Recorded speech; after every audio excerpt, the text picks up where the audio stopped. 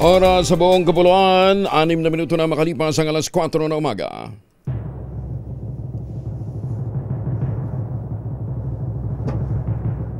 And the Golden Dove for Best Science and Technology Journalist goes to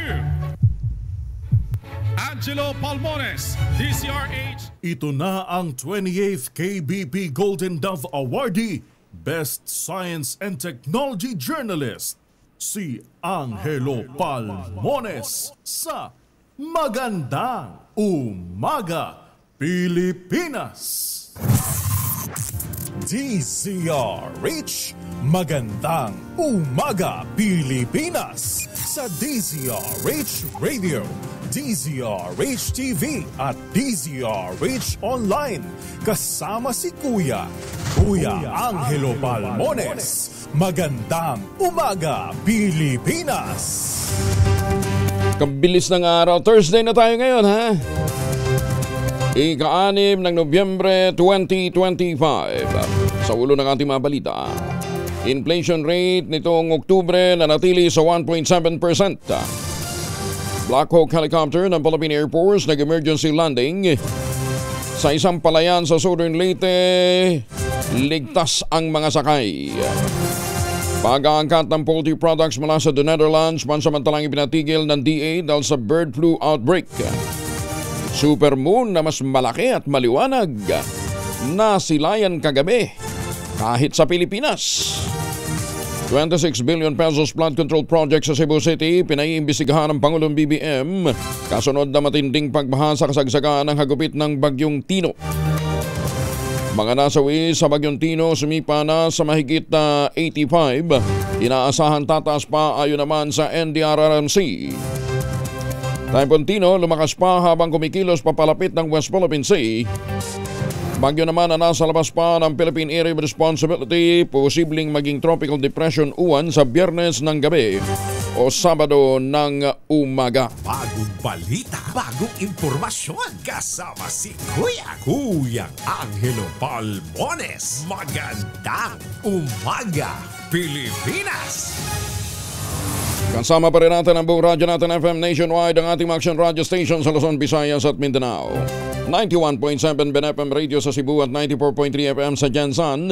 Sa detalye ng ating mabalita, lumakas pa ang Typhoon Tino habang kumikilos na papalapit ng West Philippine Sea at palabas na ng bansa. Huling namataan ng Pag-asa si Tino sa layong 225 km northeast ng Pag-asa Island.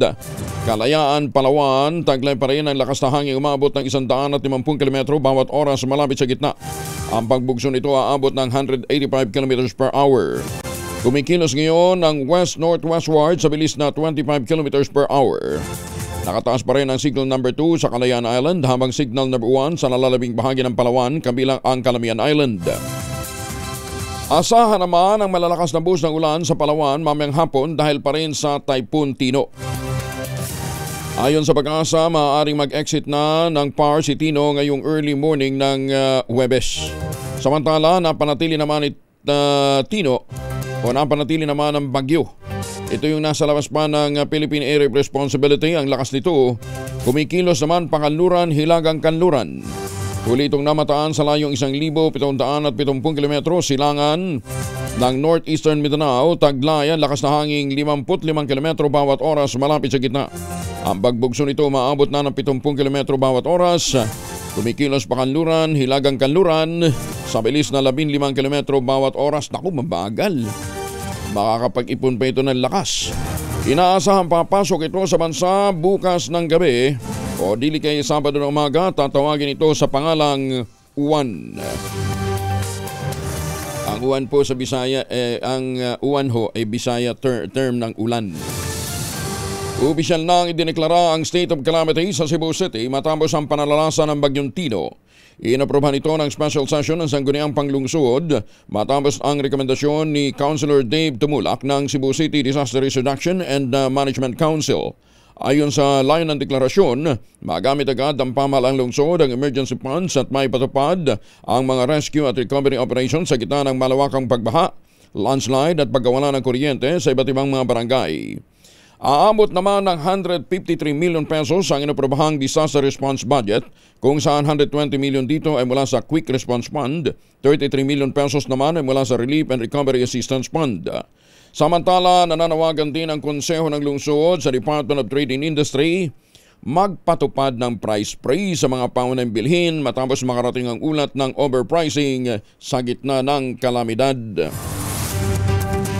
At sana po yung charges din sa mga hotel, huwag naman sagad to the bones, dinoble naman kaagad. Maawa din naman kayo doon sa mga walang matutuluyan, ha? Nilinaw naman ng Office of Civil Defense na 85 pa lamang ang kumpirmadong nasawi. 75 naman ang nawawala sa pananalasa ng Bagyong Tino. Paliwanag ni OCD spokesperson Juni Castillo, ang unang napaulat na 92 na nasawi ay mula lamang sa pinagsama-samang mga datos sa mga lokal na pamahalaan at under validation pa ang ilan sa mga ito. Sa pinakahuling datos ng ahensya, 49 sa mga namatay ay mula sa Cebu dulot ng landslide, pagbaha at mga nagbagsakan ng debris. Tig-isa naman ang naitalang namatay sa Bohol, Capiz at Leyte dahil sa bumagsak na puno, habang isang namatay sa Leyte dahil din sa pagbaha. 6 naman ang namatay sa Agusan del Sur, bunsod ng bumagsak na helicopter ng Philippine Air Force. 28 naman sa mga naitalang nasawi ay kinukumpirma pa. Nasa 1.4 milyon na kabahayan ang nawala ng supply ng kuryente dahil pa rin sa hagupit ng Bagyong Tino. Batay sa datos ng National Electrification Administration at National Power Corporation, karamihan sa mga ito ay mula sa Kabisayaan. Ayon sa Department of Energy, hindi pa sila makapagbigay ng detalye kung kailan tuluyang may babalik ang power supply sa mga apektadong lugar. Ayon kay Energy Secretary Janet Sharon Garin, kailangan munang linisin ang kanilang mga tauhan ng mga kalsada bago simulan ang power restoration. Bagong balita, bagong impormasyon. Kasama si Kuyang Angelo Palmones. Magandang umaga, Pilipinas! Nabigla ang lalawigan ng Cebu sa nangyaring flash flood sa kasagsagan ng Bagyong Tino.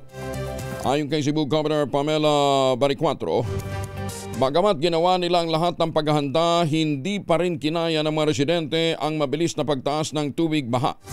Umapaw kasi yung main river.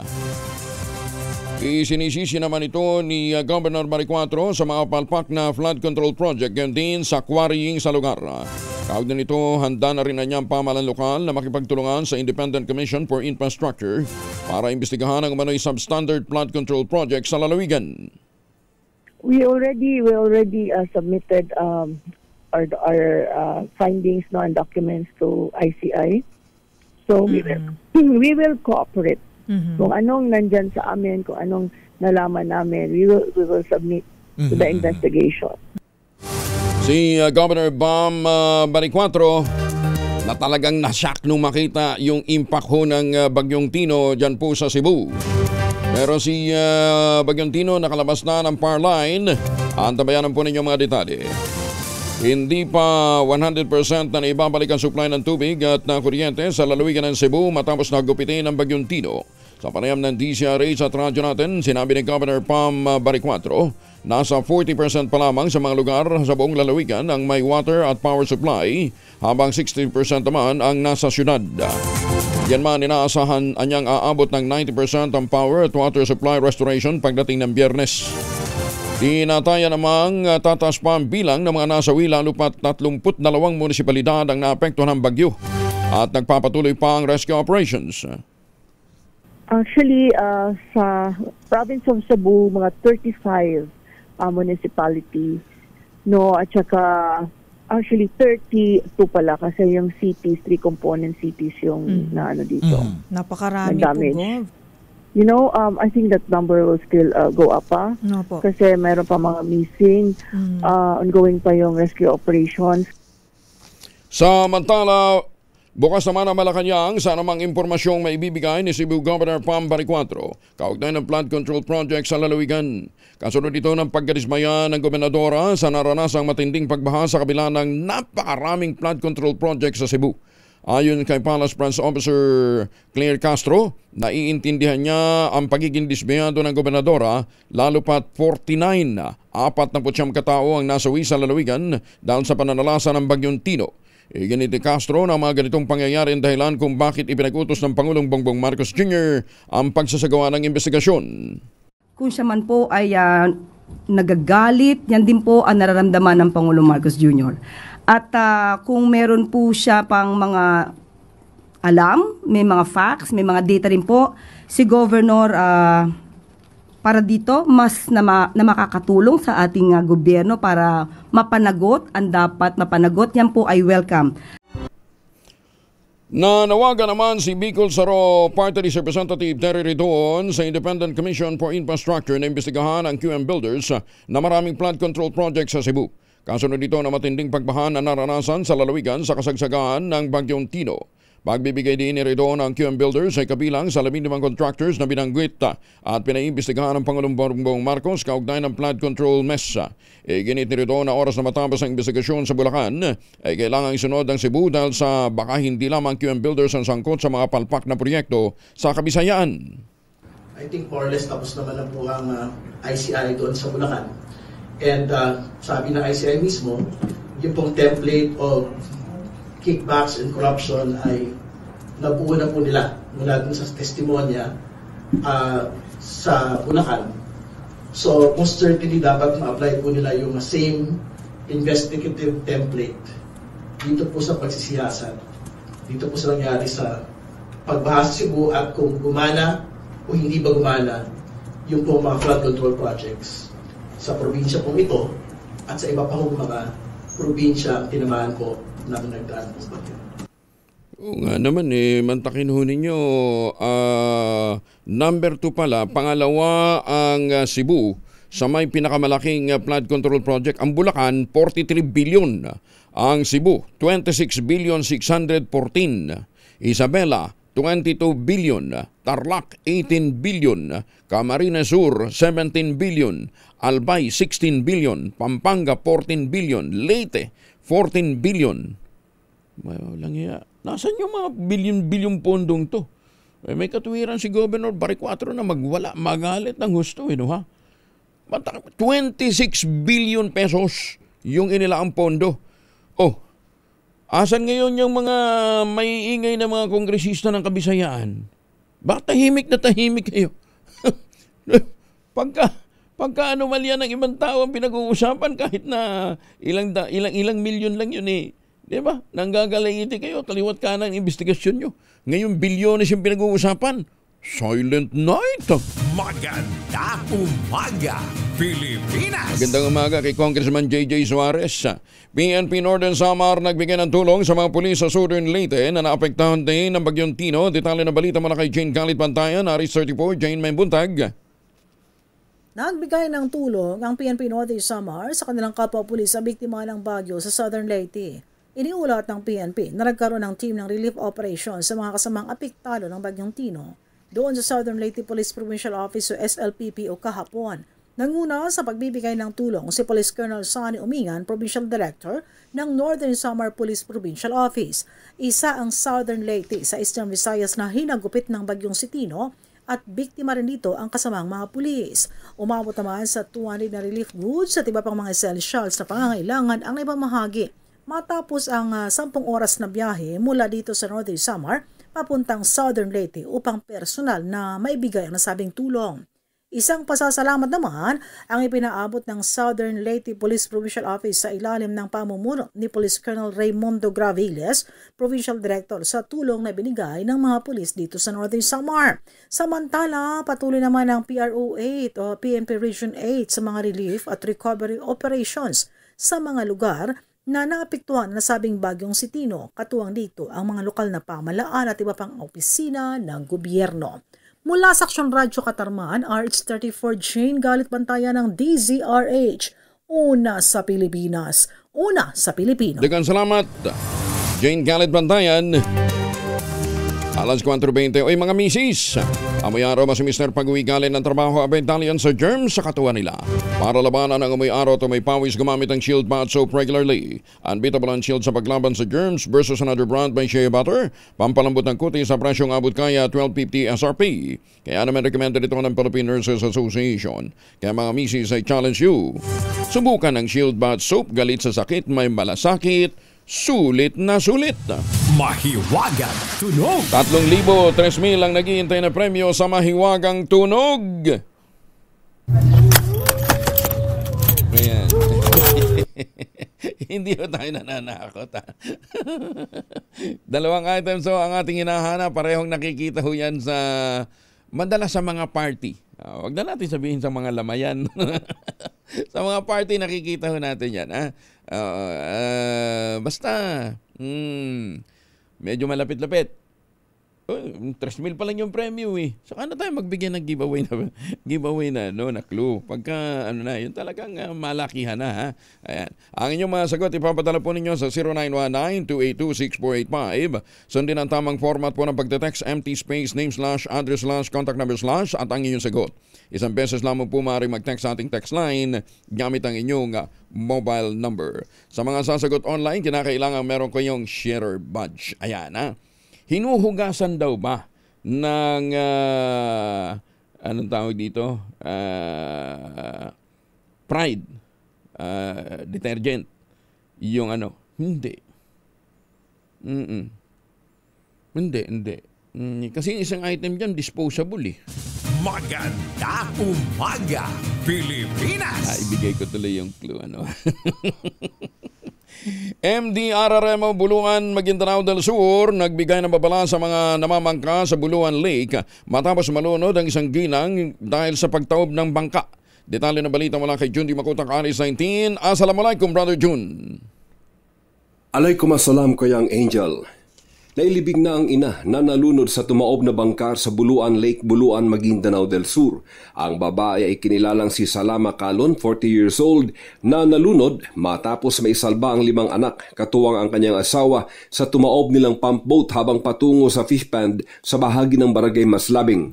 Batay sa ulat ng MDRRMO Buluan, maalon ang lawa nitong nakaraang buong linggo habang nararamdaman ang bayo ng hangin at kalat-kalat na pag-ulan bunsod ng Bagyong Tino sa bahagi ng Caraga Region at iba pang panig ng Mindanao. Laking pasasalamat ang ama na nailigtas sila ang kanilang maliliit pang mga anak sa tiyak na pagkalunod, habang sobrang lungkot naman ito dahil sa hindi niya umano nagawang mailigtas ang may bahay na nakabitaw sa bangka, at dahil sa lakas ng current lumubog ang ginang at sa ilang oras sa paghahanap ng rescue team led by Buluan Vice Mayor Kuya King Mangudadatu, natagpuan ang ginang nawala ng buhay.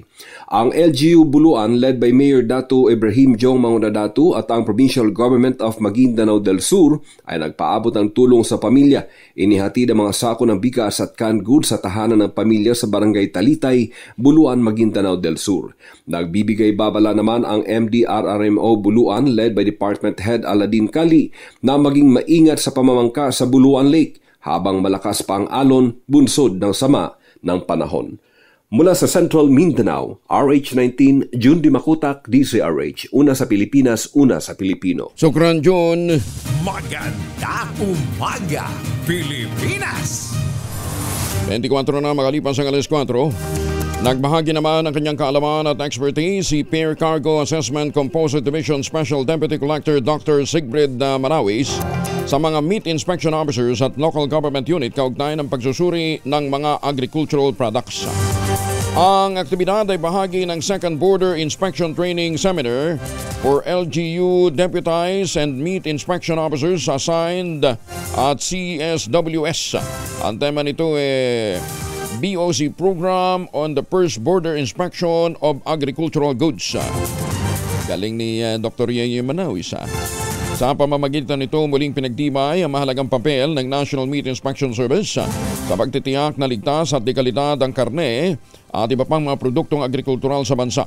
Alinsunod sa mandato nito ng napaunlarin at ipatupad ang mga polisiya at mga regulasyon hinggil sa pag-inspeksyon ng pag-iimbak at pagpuproseso ng mga produktong karne. Sa pagtatapos ng seremonya, ginawaran ng Certificate of Appreciation si Dr. Yeye Manawis.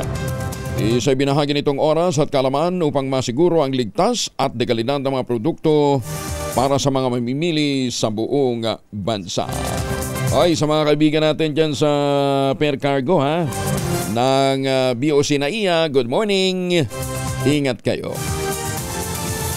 Mariing kinundi na naman ni Senator Laurel Legarda ang pagkawala ng rebulto ni Dr. Jose Rizal sa Paris. Ayon kay Senator Legarda, ang pagdanakaw ng bus ni Dr. Jose Rizal ay may tuturing na insulto sa cultural heritage at iniwang ligasiya ng pambansang bayani ng Pilipinas. Samantala, binigyang pagkilala naman ng senadora ang agarang aksyon ng Embahada ng Pilipinas na ngayon nakikipag-ugnayan na sa mga lokal na otoridad sa Paris. Kasabi nito, nanawagan din si Senator Loren na tiyaking maibabalik ang nawawalang bus ni Dr. Jose Rizal na niya'y nirerespeto hindi lamang ng mga Pilipino kundi maging ng mga gobyerno at mga tao sa France. Ayan, ha? O nga naman, si Rizal ho kasi, kay Dr. Jose Rizal ay nakarating ho sa France mga 1800s, ano ha? Bago ho siya nagpunta ng Germany. Ayan. Dumating siya sa France noong June 1883 kung saan nagtagal siya ng 3 buwan bago ito pumunta ng Madrid, Spain. Ayan. At sa France din ho siya nag-aral ng ophthalmology.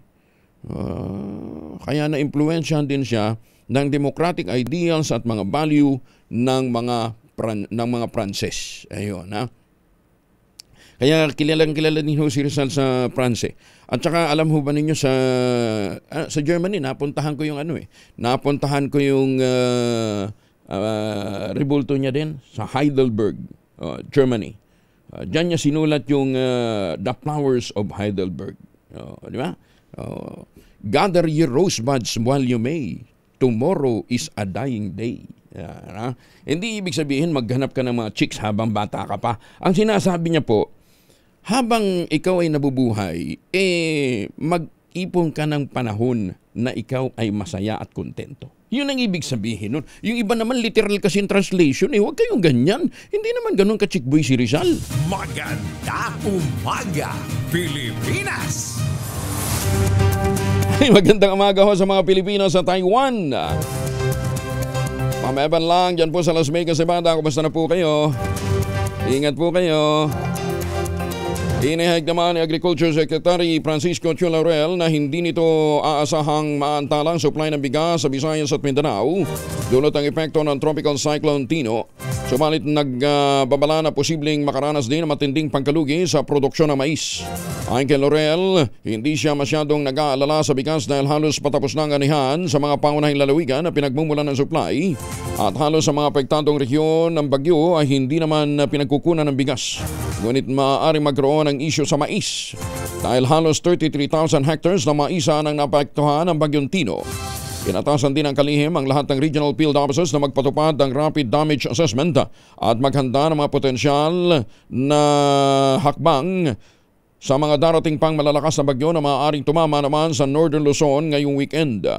Upang suportahan ang recovery efforts, ang DA ay namahagi na ng 225 million pesos na laga ng farm inputs. Kabilang dito ang binhi ng palay, mais at mga buto ng gulay, fingerlings at biologics sa mga naapektuhang magsasaka at mga mangingisda. Ang mga mangingisdang naapektuhan ng Bagyong Tino ay maaaring bigyan ng tulong upang kumpunihin ang kanilang mga gamit pangisda at mga bangka, gayon din ng fuel assistance na inilahanda na rin ng tanggapan ng kalihim. Inatasan din ni Secretary Chu Laurel ang Philippine Crop Insurance Corporation bilisan ang proseso sa mga claims ng mga nasalanta ng bagyo. Samantalang Agricultural Credit Policy Account naman ay nakahandang magbigay din ng pautang ng hanggang 25,000 pesos sa ilalim ng Survival and Recovery o SURE Loan Program upang tulungan ang mga producer na mabilis na makabawi. Nagpatupad ng temporary ban ng Department of Agriculture sa pag-aangkat ng mga wild at domestic birds. Kabilang mga poultry products mula Netherlands, kasunod naman ang pagkalat ng bird flu sa mga unang araw ng buwang kasalukuyan. Sakop ng suspensyon ang karne ng karne ng manok, day-old sisiw, itlog at similya para sa artificial insemination ng mga breeders. Sinabi ni Agriculture Secretary Francisco Chu Laurel Jr. inireport ng Dutch Veterinary Authority sa World Organization for Animal Health. Noon pa October 8 ang pagkalat ng H5N1 Halopathogenic Avian Influenza o HPAI sa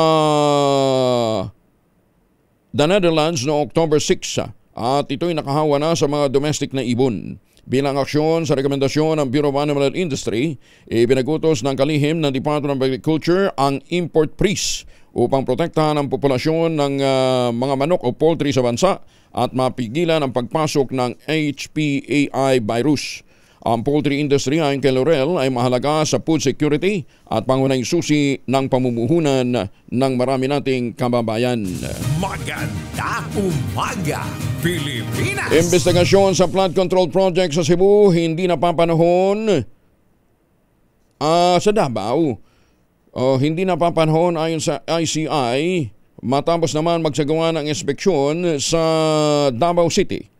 Teka mo ba? Parang baliktad. Anyway, alamin natin ang detalye mula kay Jun Soter mula sa Action Radio Davao. May buntag mo, Jun.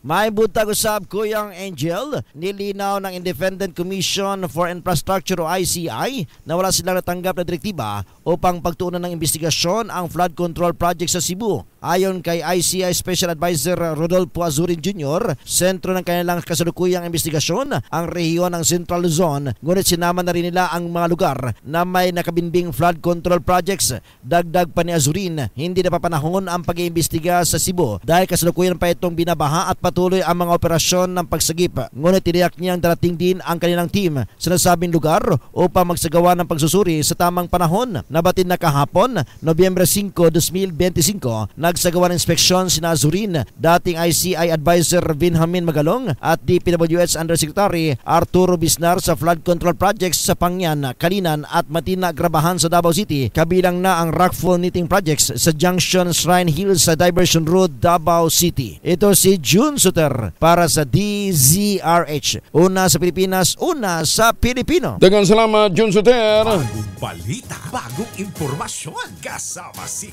Kuyang Angelo Palmones. Magandang umaga, Pilipinas! 33 na makalipas ang alas 4 ng umaga. Ay magandang umaga po sa mga taga Ilagan, Isabela. At magandang naimbag na bigat kada kayo amin. Masantos siya kabasan ni Chiki Amin sa ating mga suki dyan sa Urdaneta City sa Pangasinan. Mga mamis, wala tayong inaasahan. Hindi, meron pa rin. Bantayan na lang natin yung biglang pagbuhos. Pwede pa rin tayo mag-laundry day to day. Kung ka ba kapag makapit, madikit at malupit ang mantsa? All you need is Pride. Ba't mapahirapan ang self con sa Pride? Easy at worry-free naman ang laundry. Sa triple stain away formula, tanggal na matitinding mantsa based on test sa chocolate, mud and sembanon cotton. Gawa po ito ng ACS. Magkapatid na sangkot sa mga nakawan at kalakalan ng iligal na droga, dadakip naman sa bypass operation sa Samal, Bataan. Detalye ng balita mula kay Danny Kumilang, Aris 37. Danny, good morning. Himas rehas ngayon ang dalawang magkapatid matapos silang maaresto sa ikinasang drug bypass operation ng Samal Municipal Police Station pasado alas 7 ng gabi sa Barangay East, Kalagiman, Samal, Bataan. Sa ulat ni Police Major Gary Lupian, hepe ng Samal PNP kay Bataan Police Provincial Director Colonel Marte Salvador, kinilala ang mga sospek na magkapatid na may edad 22 at 21 anyos. Nakumpiska mula sa mga ito ang tinatayang 11.28 gramo ng hinihinalang shabu na may halagang higit sa 74,000 piso, mark money na 500 pesos at cellphone na ginamit umano sa transaksyon sa illegal na droga. Ayon kay Police Major Lupian, ang mga suspect ay dati nang nasasangkot sa mga serye na nakawan at sa kalakaran ng illegal na droga sa nasabing bayan. Kinumpirma rin ito ng isang kagawad ng barangay na nagsabing may CCTV footage umanong kuha sa mga suspect habang nagsasagawa ng panluloob. Mariin namang itinanggi ng pamilya at ng mga suspect ang naturang paratang.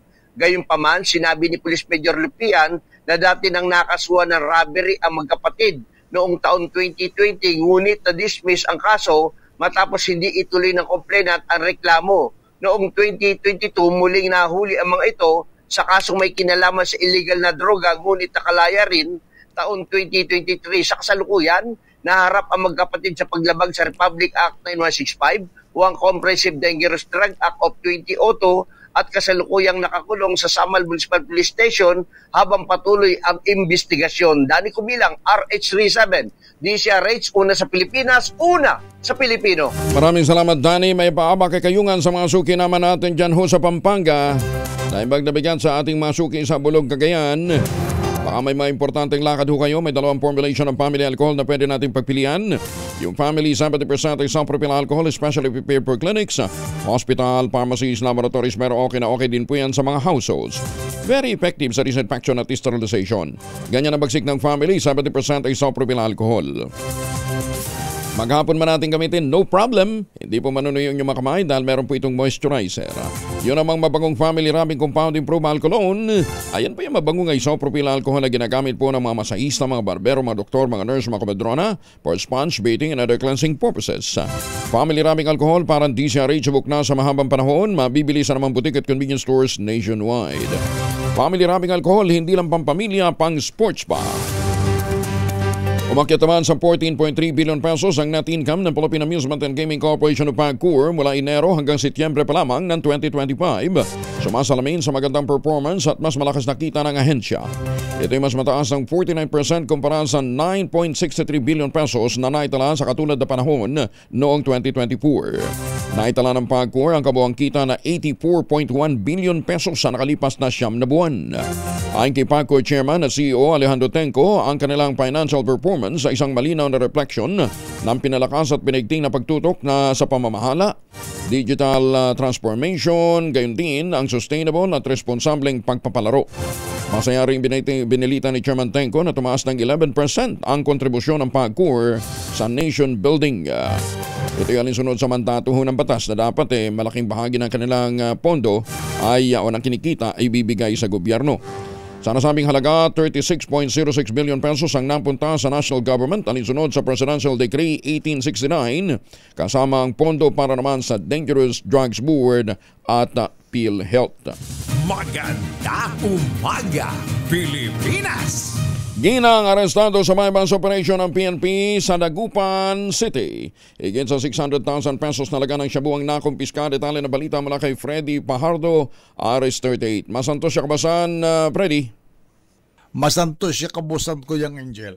Nasa kustodiya ngayon ng Dagupan City Police Station ang isang ginang na sustong gulang, sari-sari store owner na residente ng Barangay Lucaw, Dagupan City matapos itong maaresto sa anti-drug bust operation. Bate sa ulat ni Dagupan City Police Director Colonel Orly Pagaduan na pinarating sa tanggapan ni Pro 1 Police Director Brigadier General Dindo Reyes, nagsagawa ng operasyon ng kanyang mga tauhan sa Special Drug Enforcement Unit katuwang ang Pidig Isuyuan alas 10 ng gabi kung saan isang nagkunyaring buyer at binentahan ng suspect ng 101 gramo ng hinihinalang shabu kapalit ng mark money at agad itong inaresto. Nabawi ang mark money sa suspect at ang illegal na drogang nasamsam dito ay may halagang 686,000 pesos. Naharap ngayon sa kaso ng paglabag sa Section 5, Article 2 ng Republic Act 9165 Comprehensive Dangerous Drug Act of 2002 ang suspect. Mula sa Action Radio Pangasinan, ito si Freddy Pajardo, RS38 taguulat para sa DCRH, una sa Pilipinas, una sa Pilipino. Magandang umaga, Pilipinas!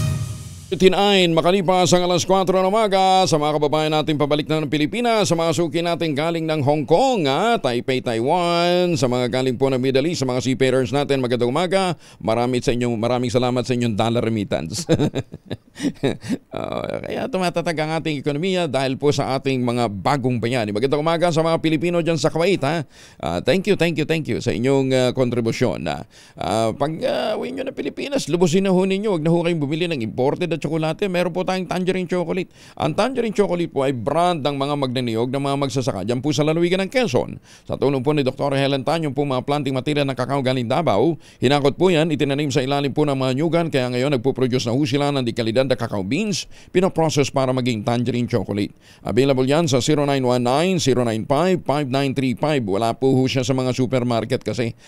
Dito ho kayo order 0919-095-5935. Pero sa mga pasalubong center dyan po sa Quezon, meron na. I-check din po ninyo yung mahigit 10 variants ng tangerine chocolate na mga raw material galing din po sa ani ng ating mga magsasaka. Check po ninyo sa tangerinechocolate.ph. Ang sabi nga po ni Dr. Helen Tan, sino bang magmamalasakit sa Pilipino kundi ang kapwa Pilipino? Kaya sa bawat tangkilik natin ng tangerine chocolate, pinalalakas natin ang loob ng ating mga magsasaka, pinalalakas natin ang ating lokal na ekonomiya. Tangerine Chocolate, 100% gawang lokal but taste and looks global. Tinulungan ito ng DTI at ng DOST. Maganda umaga, Pilipinas! Implementing rules and regulation ang Konektadong Pinoy Act. Permado na. Detalye ng balita mula kay Let Narciso, RH14. Let, good morning. Nilagdaan ng Department of Information and Communications Technology at iba pang ahensya ng gobyerno ang implementing rules and regulations ng Konektadong Pinoy Act. Ayon kay DICT Secretary Henry Aguda, ang Konektadong Pinoy ay isa sa mga prioridad sa ilalim ng Legislative Executive Development Advisory Council. Layunin ng bagong batas na pabilisin ang koneksyon sa internet, pababain ang halaga ng serbisyo at palawakin ang access sa internet lalo na sa mga unserved, underserved at GIDAS o geographically isolated and disadvantaged areas. Sa pamagitan ng napirmahang IRR, magiging madali na ang pagpasok ng mga bagong internet service provider sa Pilipinas na magpapalakas naman ng kompetisyon sa telecommunications industry. Sabi ni Aguda, magpapabilis rin ito sa pagproseso ng permits at registrations na magre-resulta sa mas murang internet connectivity. Nakapaloob rin sa IRR ang implementasyon ng Dig Once policy o sabayang paglalatag ng fiber cables sa mga proyekto ng gobyerno na makatitipid ng oras at pera. Ito si Let Narciso para sa DZRH. Una sa Pilipinas, una sa Pilipino. Maraming salamat, Let. Samantala, bagong balita, bagong impormasyon. Kasama si Kuyang Angelo Palmones. Magandang umaga, Pilipinas! Target ng National Disaster Risk Reduction and Management Council na gumamit ng drones para sa humanitarian at disaster response operations. Ayon kay Defense Secretary Gilbert Teodoro, ito'y para maiwasan ang pagdepende sa mga assets ng Philippine Air Force tuwing panahon ng kalamidad. Ginawa ni Teodoro ang pahayag kasunod naman ang pagbagsak ng Super Huey helicopter sa Agusan del Sur habang nagsasagawa ng rapid damage assessment sa Bagyong Tino. Ginit ni Teodoro, hudyat ito na kailangan ng bilisan ang pagmamodernize ng search and rescue capability ng ating bansa. Nagpaplano din kami sa OCD, sa NDMC, na may drone capability din for disaster assessments. Kasi ngayon, heavily nagre-rely pa rin sa Philippine Air Force assets. So, yun ang interventions na ating gagawin. Alam mo ninyo, kinakailangan na talagang mag-level na pang ang National Disaster Risk Reduction and Management Council. Pero hindi lang ho NDRRMC. Dapat pati DPWH. Meron ho tinatawag na Survey 123. Drone po yan. Ito ho'y merong significant improvement sa accuracy and reliability ng pagtukoy ng mga infrastructure projects sa field. Hindi katulad ho ng traditional na data collection methods na umaasa sa mga manually entered or estimated coordinates. Kaya ho nagkakawindang-windang ho itong investigasyon ngayon ng ICI. Meron palang dalawang list ng mga coordinates. Yung isa, ibinigay noong panahon ng nung binubuo yung NEP for planning purposes. Pero merong actual na coordinates during the implementation of project. So, ngayon, sa dami ho nang nag-iimbestiga yung ICI, nagsasagawa ng investigasyon ng mga pulis. Tapos, meron pang grupo din ni Secretary Vince Dizon, hindi malaman. Anong coordinates ba yung pinagbabasehan? Kasi pala, halimbawa, ito ho isang multi-year project, mga ilang kilometro. Kakarampot naman yung pondong inilaan. So, ilalagay muna sa bandang gitna. Di ba? Ang nakalagay na coordinate doon sa NEP, iba. Hindi ho talaga matutunton, hindi ho talaga ma-actual yung lalabas talaga na pagka iba't ibang grupo yung nagsasagawa ng inspeksyon, si Secretary Vince Dizon hindi naman kumukonsulta doon sa kanyang mga ground personnel ng DPWH. Ayon. Kaya lumalabas na talagang napakarami ho ng mga flood control, ghost project na flood control. Yung pala nandun sa may bandang gitna. Anyway, ang problema lamang ho natin dito dahil sa binawasan ho yung pondo kahit na doon sa mga multi-year project, lalong magkakawindang-windang dahil yung bandang yung inimplementa sa bandang bahagi doon sa medyo critical hindi na masusundan, masisira lamang yan. Kaya maganda ho na gumamit ng Survey 123, real-time geotagging na nakabase sa actual GPS location ng isang proyekto. Para dun malaman kung alin yung dapat na i-prioritize at makumpleto.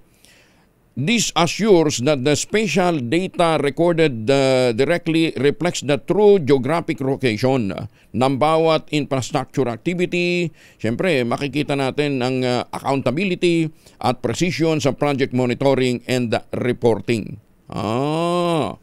Dapat meron itong ang DPWH. Oo. Pero kaya lang sinasabi na dahil nga po sa GPS-based ang geotagging ng Survey 123, nakadepende pa rin ito sa strength and stability ng mobile internet o kaya ng satellite signal. Pero meron may kaparaan na naman para ma-validate yan.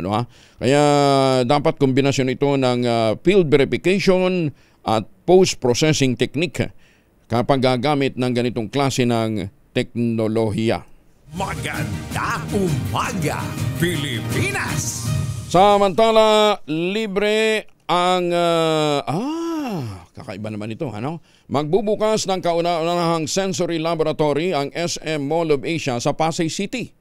Libre ang sensory lab sa mga bata at mga adults na may kasamang guardian o kaya'y caregiver. Bahagi ito ng pagsisikap ng kumpanya na gawing mas inklusibo ang kanilang mall. Idinsenyo ang SM Sensory Lab para magbigay ng kalmado at komportableng lugar sa mga individual na may sensory sensitivities. Kabilang dito yung mga may autism. Autism Spectrum Disorder o ASD, Sensory Processing Disorder o SPD, at Anxiety Disorder. Sa mga nanay, puntahan nyo to lalong-lalo na pagka mga bata, yung mga chikiting ho ninyo may ganitong concern. Tampok ho sa loob ng lab ang tahimik na kapaligiran upang mabawasan ang auditory triggers, maayos na lighting upang maiwasan ang visual overstimulation, mga komportableng upuan, sensory tool tulad ng calming toys at kumot. Binuo ang nasabing proyekto sa pakikipagtulungan ng Department of Social Welfare and Development, National Council on Disability Affairs at Autism Society of the Philippines. SM Mall of Asia, maraming salamat dito ho sa kakaibang programang ito para sa ating mga kabataan. Magandang umaga, Pilipinas! Mga lokal na Pinoy restaurant naman kinilala ng Michelin Guide. Pinapurihan din ni Senator Loren Legarda. Detalye ng balita mula kay Raymond Edpa sa RH28. Raymond? Naghain ng resolution si Senador Loren Legarda upang kilalanin ang mga lokal na restaurant at mga chef na pasok sa unang Michelin Guide Philippines 2026. Sa Senate Resolution number 164, binigyang din ni Legarda na ipinakita ng Michelin Guide Manila and Environs and Cebu 2026 ang kakaibang sarap at kaibahan ng pagkaing Pilipino mula sa fine dining at sustainable gastronomy hanggang sa simpleng kainan at mga paboritong potayeng sumasalamin sa pagka-Pilipino. Umaasa ang senador na makatulong ang pagkilalang ito para palakasin pa ang turismo ng bansa at maging paboritong destinasyon ng mga dayuhan na gustong matikman ng iba't ibang potay sa bawat rehiyon. Sa unang pagkakataon na 108 establishmento sa Maynila at Cebu ang sinuri ng Michelin Guide para tukuyin ang pinakamahusay na kainan sa Pilipinas, nakuha ng dahem ni Chef Josh Boatwood sa Makati City ang kauna-unang 2 Michelin star restaurant, 8 restaurant sa Makati, Taguig, Parañaque at Alfonso, Cavite ang ginawaran ng isang Michelin star dahil sa husay, inobasyon at paggamit ng lokal na sangkap na nagpapakilala sa pagkaing Pinoy. Meron ding 25 kainan na nakatanggap ng Bib Gourmand Award para sa masasarap ngunit murang pagkain, habang 74 na restaurant ang napabilang sa Michelin Selected List sa Greater Manila area at Cebu. Ilan sa kanilayang Asador Alfonso sa Alfonso, Cavite, Silera, Hapag, Inato, Casa Palma, Toyo Eatery sa Makati City, Gallery by Shele sa Taguig City at Linamnam sa Parañaque City. Matapos kilalanin ng Michelin Guide ang nasabing mga restaurant ay dumagsa ang kanilang mga customers. Ito si RH28, Raymond Dadpas para sa DZRH, una sa Pilipinas, una sa Pilipino. Maraming salamat, Raymond. Maganda umaga, Pilipinas. Doon ba sa mga restaurant na yun, merong ice cream? Ito naman ang ice cream. Alam ba ninyong nakatutulong pala ang pagkain ng ice cream o sorbetes para mapababa ang panganib ng pagkakaroon ng sakit sa puso? Ba, ayos ha. Sa isang observational study ng ilang nutritional experts, lumalabas na na may mabuting na itutulong pala ang pagkain ng ice cream basta in moderation. Huwag naman sobra-sobra. Yung bang isang upuan, uubusin mo yung isang pint ng ice cream. Diba? Konti-konti lang. Natuklasan kasi ng mga taong may type 2 diabetes na kumakain ng tinatayang kalahating tasa ng ice cream kada araw ay may mas mababang panganib na magkaroon ng sakit sa puso kaysa sa mga hindi kumakain. Ganyan batay lamang ito sa observational study at hindi isang randomized clinical trial na tutugon kung talagang may ganitong ang benepisyo sa pagkain ng ice cream. Ayan ha. Pero siguro basta't yogurt base okay naman ha. Basta again, in moderation. Maganda umaga, Pilipinas! Sabi ng mga mahilig sa ice cream. Salamat ha.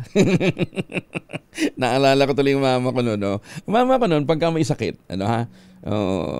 lalong ubo, sabihin niya lang sa papa ko, pabili ng ice cream para gumaling. Siyempre kami ng mga bata namin, gustong-gusto namin, may ubo mama ko. Para laging may ice cream. Maganda umaga, Pilipinas! Magandang umaga kay Brother Manny De Leon dyan po sa Dajangas. Presidente po ito ng Notre Dame of Dajangas University. Alam ba ninyo sa Singapore, kasi di ba nawala, kaya ako naalala si Brother Manny. Nung high school ho kasi, mandatory ho sa amin na magpunta sa sa field, magtanim, agronomy. Oo. Ma'am Belbis, kumusta na ho kayo? Tsaka si Ma'am Lekti. Yan yung mga teacher namin noon sa agronomy, si Adel Muslim, Professor Adel Muslim. Magandang umaga po ha. Ayan, yan ho yung ilan sa mga teachers namin nung high school ng agronomy. Tinuturuan ho kami, lahat kami, mga lalaki. Tinuturuan kami ng pagtatanim, pag-aalaga ng hayop, paano magkatay. Ganun may tinuturo sa amin. Alam ba ninyo sa Singapore? Ang Singapore, kasi maliit lang yung kanilang spasyo. Mas malaki pang Metro Manila dun in terms of land area. Pero kita naman ninyong progress ng Singapore, di ba? In terms of tourism. Pero ngayon, ginagamit na ng Singapore ang ilan sa mga bubong o rooftop ng mga gusali sa buong bansa bilang taniman ng gulay at iba pang halaman. Kita ho ninyo sila walang lupa. Tayo sangkaterbang lupa. Pero tamad tayo magtanim. Mas gusto natin imported. Imported na carrots, imported na... Ay, sus may Ginoo. O, tingnan ho ninyo sila. Wala ho silang sapat na lupa. Kaya ang ginawa nila, yung bubong ng mga building ang kanilang ginagawang garden. Hakbang ito ng Singapore upang maibsan ang epekto ng polusyon at maituguyod ang urban at vertical farming. Layunin din ang hakbang na mapataas ang produksyon ng agricultural produce at matiyak ang seguridad ng pagkain. Kung ang Singapore, minamabuting yung kanilang rooftop gamitin para sa pag-garden, bakit tayong sangkaterbang lupa? Mas kontento tayo na mag-import ng mga produkto sa halip na linangin ang ating kapaligiran, doon tayo magtanim. 'Di ba? Sa probinsya, ultimo malunggay, ninanakaw ng tamad na kapitbahay. 'Di ba? Kaya kami doon, pagka nagtanim halimbawa ng papaya, nagtanim ng kawayan, nagtanim ka ng malunggay, dapat merong extra para sa kapitbahay. Di ba? Okay lang kung manghihingi. Yung iba, hindi na nagpapaalam. Ayan, Sana gayahin ho natin yung mindset na katulad po ng mga Singaporeans, lalong-lalo na sa urban farming. Eto naman, mas kakaiba ho naman ito. Makinig ho yung mga taga-Lapu-Lapu City dyan ho sa Cebu, ha? Kumakalat ngayon sa social media ang pagkalaki-laking tarpaulin ni dating congresswoman at ngayon ay mayor ng Lapu-Lapu City na si Cindy Chan Kasama ang ilang mukha ng iba pang mga politiko habang nasa background ang itinatayong missile storage facility sa loob ng Naval Base Rafael Ramos sa Lapu-Lapu City. Bukod sa kanilang pagmumuka, mababasa din sa mga billboard na tarpaulin ang salitang "This is where your taxes go," a priority project o Congresswoman Cindy Chan. Proud na ibinabandera ni Congresswoman Chan, o na ngayon ay mayor na ha. Ang larawan niya hawak ang pala sa isinasagawang groundbreaking ng missile storage facility. Pangamba tuloy ng ilang netizen, posibleng maging national security breach ang ginawang photo op ng opisyal, lalo na't isa umanong Chinese national itong si Chan, na pagdududahan tuloy siyang isang Chinese spy. Para mong sinabi ngayon doon sa mga kalaban ho ng militar, dito ang mga bala namin, ditong storage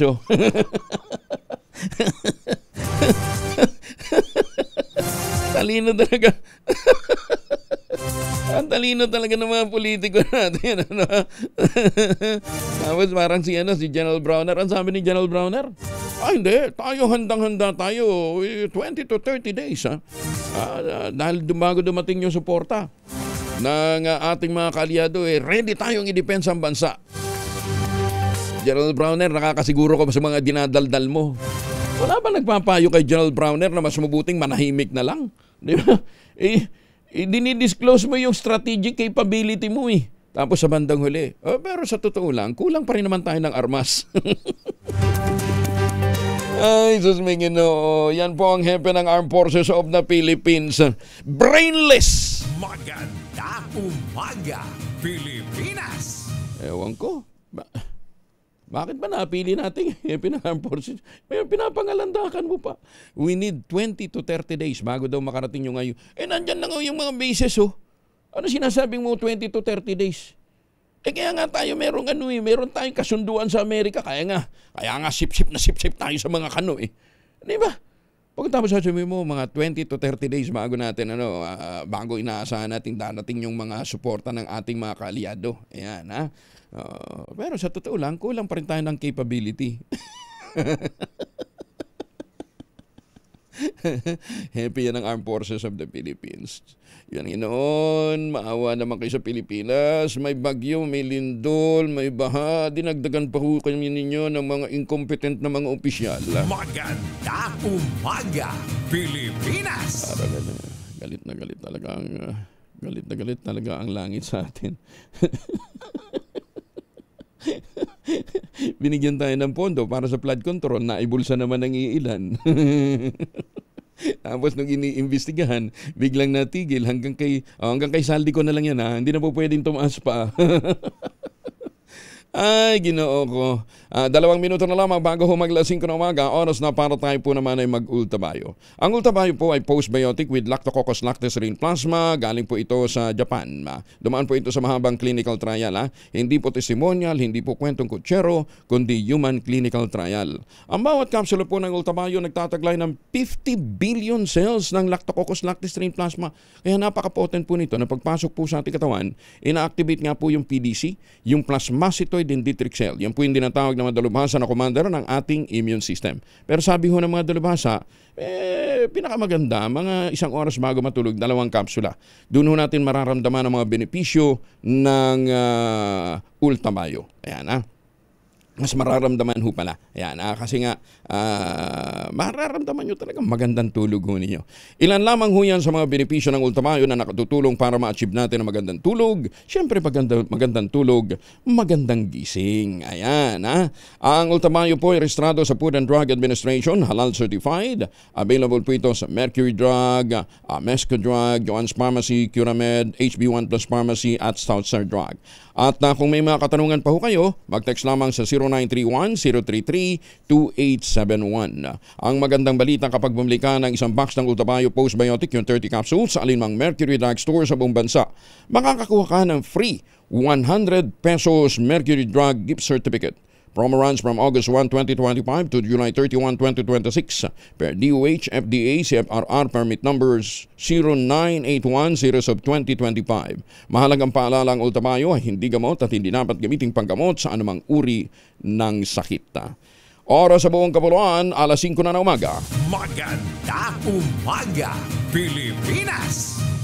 This time check is brought to you by ACS Manufacturing. DZRH, a proud member of MBC Media Group. Bagong balita, bagong impormasyon. Kasama si Kuya Angelo Palmones. Magandang umaga, Pilipinas! Ika-6 tayo ng Nobyembre 2025, ngayon po ay Thursday. Kamustahin muna natin mula sa Pag-asa, si Tino at ang paparating na panibagong bagyo. Talagang love na love tayo ng langit, ano ha? Palabas pa lang nga si Super Typhoon, may paparating na naman. Thank you Lord! Pero haharapin namin ito ng matatag dahil matalino at nagkakaisa ang mga Pilipino. Di ba, Ma'am Chanel? Si Ma'am Chanel Dominguez mula po sa Pag-asa, kasama na natin. Ma'am Chanel, good morning. Ay, Ma'am Chanel. Nawawala si Ma'am Chanel. Malo. Kahapon pa yung problema natin sa sa mga bridge. Sige, babalikan natin si Ma'am Chanel. Hinimok naman ng Malacanang ang lahat ng mga ahensya ng gobyerno na gawing simple ang pagdiriwang ng darating na Pasko at bagong taon. Sinabi ni Palace Press Officer Undersecretary Claire Castro para nito ng pakikiramay sa mga naapektuhan ng sunod-sunod na kalamidad gaya ng bagyo at lindol na tumama sa Visayas at Mindanao. Paalala ng palasyo, mahalaga ang pagdiriwang ng Pasko ng may pag-aalala sa kapwa na patuloy na bumabangon mula sa maraming kalamidad na tumama naman sa bansa. Ilang araw bago magpasko, pinaaalalahanan ni Pangulong Marcos Jr. at ng Department of Budget and Management o DBM sa pangunguna ni Secretary Amina Pangandaman ang lahat ng ahensya ng pamahalaan na gawing simple at makabuluhan ang Christmas at year-end celebrations. Bahagi ito ng pakiisa ng administrasyon ni Pangulong Marcos Jr. sa taumbayan na nakakaranas ng maraming pagsubok dulot ng sunod-sunod na sakuna sa bansa. Balikan na natin si Ma'am Chanel. Hindi pala si Ma'am. Sino kasama natin Kisses, ano ha? Oo.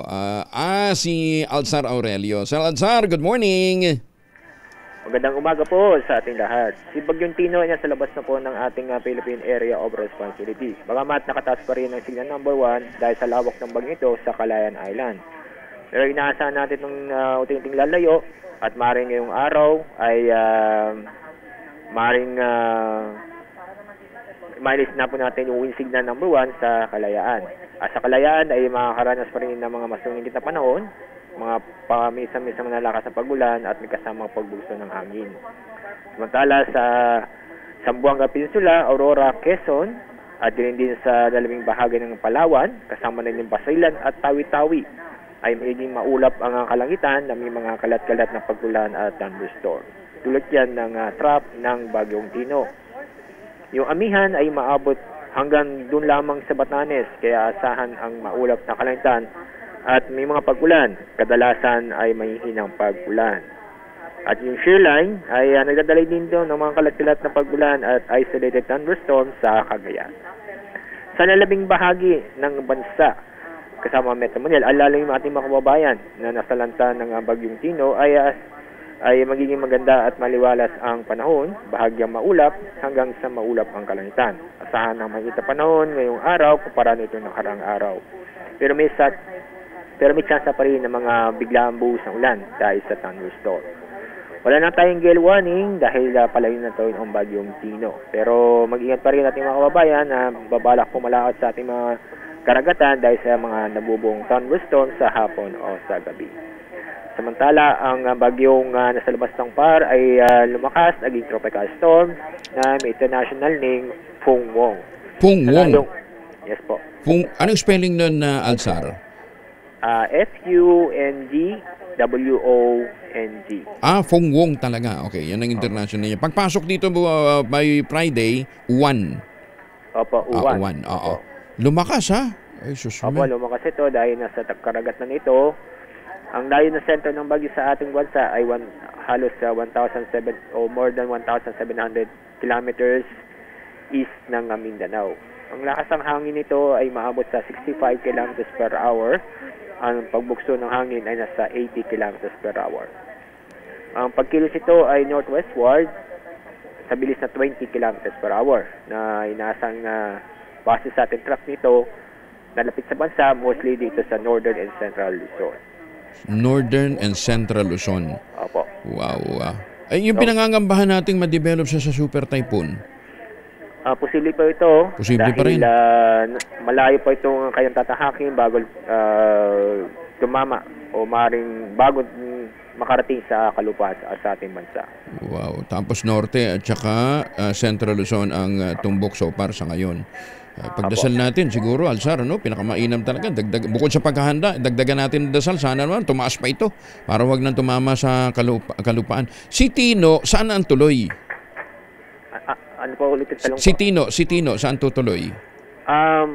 Posible po patungo ito sa Indochina. Vietnam, mga ganyan. Vietnam? Opo. Susme, doon naman tayo kumukuha din ng bigas. So sa Vietnam ang tumbok nito. Mga kailan siya tatama sa Vietnam? Posible po sa bukas. Bukas? Maaari po bukas po. Biyernes bukas. Ang dami din Pinoy sa Vietnam eh. Kaya medyo nag-aalala din tayo. No, ha? Siya. Sige, Alzar, maraming salamat ha. Ingat kayo dyan. Po, mag-ingat po tayo. Si Alzar Aurelio mula po sa Pag-asa na alam ho ninyo yung mga taga-Pag-asa pagka ganito may mga bagyo, talagang dahil kulang din ho sila sa manpower, talagang hindi ho natutulog halos, although nakakatulog din ho sila, pero yun ho kasing pag-analyze dun ho sa mga numero na binibigay ho ng mga synoptic stations, kinakailangan po ng masinsinang mga pagtalakay, para accurate din po yung kanilang ibibigay ng mga forecast. Ay, susme. So mukhang milagro ho ang kinakailangan natin para tumaas pa itong paparating na bagyong Uwan na ang international name ay Pongwong. Tumaas pa ito para wag nang tumama sa kalupaan dahil ang tinutumbok nga nito ay Central Luzon at bandang norte. Magandang umaga, Pilipinas! Lilinisin ang Department of Public Works and Highways ang lahat ng mga daluyan ng tubig sa Metro Manila sa loob ng 9 na buwan. Ayon kay Public Works Secretary Vince Dizon, magdideploy ang DPWH ng tig-iisang mobile pumping station sa bawat lungsod at munisipalidad para i-drain ang mga daluyan ng tubig. Bukod dito ay magsasagawa rin ang manual clearing operations ang kagawaran para sa mga lugar na hindi kayang abutin ng mga heavy equipment. Alinsunod ito sa direktiba ng Pangulong Bongbong Marcos na gamitin ang lahat ng mga available resources ng pamahalaan para tugunan ang matinding pagbaha sa Metro Manila bago ang 2026 rainy season. Kinumpirma ng isang opisyal ng barangay sa Ayala, Alabang na walang ari-arian si Senator Bongo sa sikat na subdivision sa Muntinlupa City. Taliwas ito sa sinabi ni dating Senador Antonio Trillanes na si Senator Go ay merong multi-million peso property sa Ayala, Alabang na hindi nakalista sa kanyang Statement of Assets, Liabilities and Net Worth na umaabot ng 32 million pesos. Ayon kay Robert Reyes, sekretary ng barangay ng Ayala, Alabang, wala silang record na nagpapakita na may ari-arian si Senator Go sa lugar at anumang construction o acquisition ng properties na dumaan sa kanila, gayon din sa Ayala Alabang Village Association o AABA. Una rito, inakusahan ni Trillanes si Senator Go na nagmamay-ari ng 4 na palapag na bahay na may elevator pa daw sa nasabing subdivision na nagkakahalaga ng halos 500 million pesos matapos na ilabas ng senador ang kanyang SALN. Ay, sa mga suki natin, sa anumang panig ng Pilipinas, baka may mga lakad kayo, importante po magbaon ng proteksyon laban sa mikrobyo. May 2 formulation ng family alcohol na pwede nating pagpilian, pwede nating baunin, proteksyon ng ating mga mahal sa buhay. Pwede rin po yan sa mga emergency kit natin, ha? Yung family, 70% isopropyl alcohol, especially prepared for clinics, hospital, pharmacies, laboratories, pero okay na okay din po sa mga households. Very effective sa disinfection at sterilization. Ganyan ang bagsik ng family, 70% isopropyl alcohol. Maghapon man natin gamitin, no problem. Hindi po manuno yung ating mga kamay dahil meron po itong moisturizer. Yun namang mabangong family rubbing compound improved alcohol. Ayun po yung mabangong isopropyl alcohol na ginagamit po ng mga masahista, mga barbero, mga doktor, mga nurse, mga kubadrona for sponge beating and other cleansing purposes. Family rubbing alcohol parang di siya reachable na sa mahabang panahon. Mabibili sa namang butik at convenience stores nationwide. Family rubbing alcohol hindi lang pampamilya, pang sports pa. Ay magandang umaga kay Mayor Senny Mendoza dyan sa Talisay, Batangas. At magandang umaga din siyempre sa ating mga justices, Justice Energito ng Sandigan Bayan. Welcome dun sa mga bagong kapanunumpa pa lamang ng mga miyembro din ng Sandigan Bayan. Justice Max De Leon ng Court of Appeals. Mukhang may unbank yata ang Court of Appeals ngayong araw na ito dahil yung mga justices from Cagayan and Cebu ay darating. Oo, at magandang umaga din po kay Chief Justice Alex Gismundo, Justice Maynas Marquez, siyempre, at saka kay Justice Raul Villanueva. Lalong-lalo na sa kanyang Mama Sally. Ayan, good morning. Ambassador Harry Amping, good morning. At kay Kaador Plato, magandang umaga po sa inyo, ha? Magandang umaga, Pilipinas! Ay, Dr. Toto Bacolcol, tumatawag na ho kami. 12 minuto na makalipas ang alas 5 na umaga.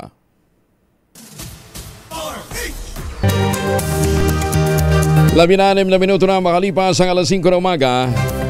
Balita muna tayo sa ibang dagat. Tinamyentahan ng China ang patakaran nito kaugnay ng paghahati ng ari-arian ng mag-asawa sa ilalim ng Divorce and Property Division Law. Sa ilalim ng bagong regulasyon, ililis na ang otomatikong paghahati ng mag-asawa sa ari-arian na kanilang naipundar habang sila ay nagsasama bilang mag-asawa.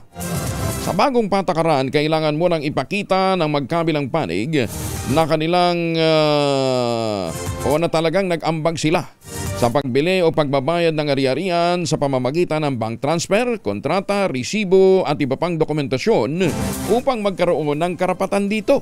Alo? Tapos paano to retroactive? Paano halimbawa yung housewife diba na ang kanyang trabaho itaguyod ang pamilya? Buti na lang sa China ito, Sa madaling salita, kung ang isang bahay, sasakyan at iba pang ari-arian ay nakapangalan lamang sa isa sa mag-asawa at hindi malinaw ang kontribusyon ng kabilang partido, malaking posibilidad na hindi ito maibigay sa isang panig.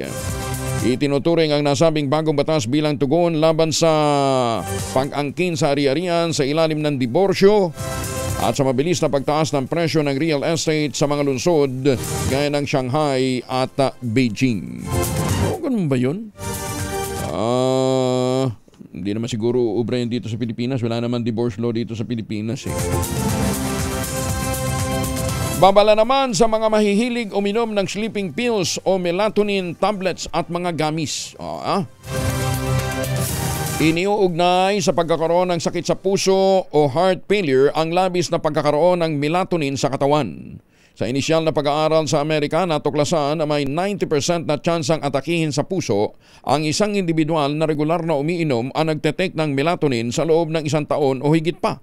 Bagamat hindi pa pinalang resulta ng nasabing pag-aaral, pinangangambahang oras na mapatunayan ang masamang epekto nito sa katawan, magkakaroon ng pagbabago sa prescription ng mga doktor sa mga taong nakararanas ng insomnia. Ayan Oo, kaya doon sa mga mahilig uminom ng melatonin o mga gamis, siguro mas maganda mag-postbiotic kayo Oo. Ang gamitan na lamang ninyo Ultrabayo. Magandang umaga, Pilipinas! Mamalengke nga muna tayo. Nasa 4th Avenue, Caloocan ngayon si Edwin Duque, RH23. Edwin, good morning. Ay, butag, Kuya Angel. Bahagyang bumaba ng kunti-kunti itong presyo ng manok dito sa 4th Avenue. Nasa 200 pesos, Kuya Angel. Yung presyo ngayon, habang 320. Bahagyang 20 pesos yung mababa kaysa sa kapalengke sa Malabon. Habang itong pork chop, nasa 220. Ang giniling ay 320. Yung pata unahan, 320. Yung pata ulihan ay 330. Yung liempo ko Angel ay 380. Meron naman dito ng iba nagbebenta pa rin ng 400 at merong 360. Hindi magkakaparehan. Pag matsambahan mong mabilhan yung direct supplier, medyo mababa. Pero kapag doon ka sa ibang medyo maangkat, may magkakaibang presyo, umaabot ng 400 yung liempo. Yung kambing nila dito ay nanatiling 500. Habang gusto mo naman ang ulo at paa, makabili ka pa rin ng 450. Habang yung papaitan ay 250. Merong mga manok. Yung mga manok na native, bibili mo ng 500 pesos buhay. Abang yung Chinese chicken ay 360. Sa presyo ng isda, ang bangos, bahagyang bumaba ng 320. Kahapon ay 360, merong 350, merong 320. Pero yung banilit ko Angel na bangos, merong 180 hanggang 240. Yung ay 310. Yung galunggong, 280. Ang yellow pin ay 260. Yung mahilig naman sa pusit, merong iba-iba presyo rito. 180, 280. Yung pagkalamaris, abang yung mahilig sa sugpo, merong 180 hanggang 480 yung 5 inches ang sukat. Ito na yung sinasabing sugpo. At tilapia galing ng Bulacan at Pampanga, mabibili ng 90 to 100. 130 naman yung galing ng Batangas at yung sinasabing plapla, umabot ng 160 pesos.